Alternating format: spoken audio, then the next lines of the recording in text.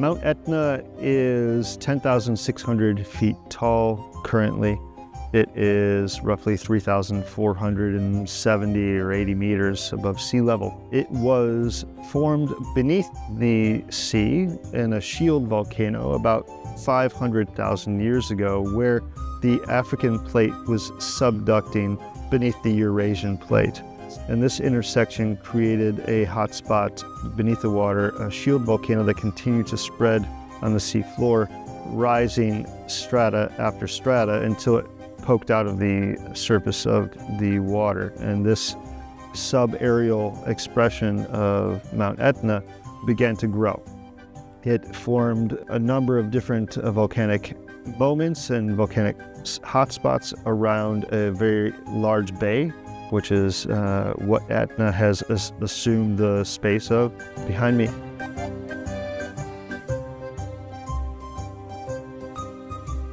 In the time that I've been here, I've seen a lot of changes. Going back 30 years, we see about 5 to 8 wineries producing wine and bottling their wine for distribution.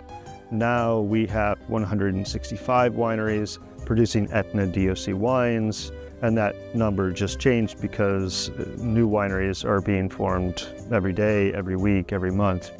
In that time, you also see a greater focus on larger plots owned by families, maybe for generations, being restored, the edges of the vineyards being reclaimed and coming back into production. But also you see investments from outside. You see people from Belgium coming in, from Tuscany coming in, from other parts of Sicily also moving toward Etna with an interest not only in the terrain, but the potential for making wines here. For me, Etna has a magical flavor about it. There's something about the tension that the volcano delivers, the sun delivers, the sea breezes also give to the wines. And it's very different from neighborhood to neighborhood, from terrace to terrace, in some cases from vine to vine, the types of flavors that we get.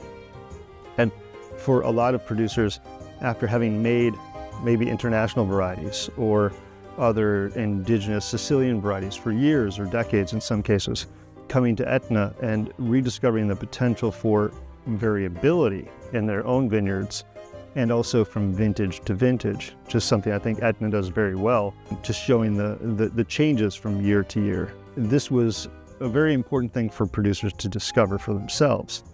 It is, again, like discovering wine for the first time for a lot of people, from sommeliers to wine students to also wine producers.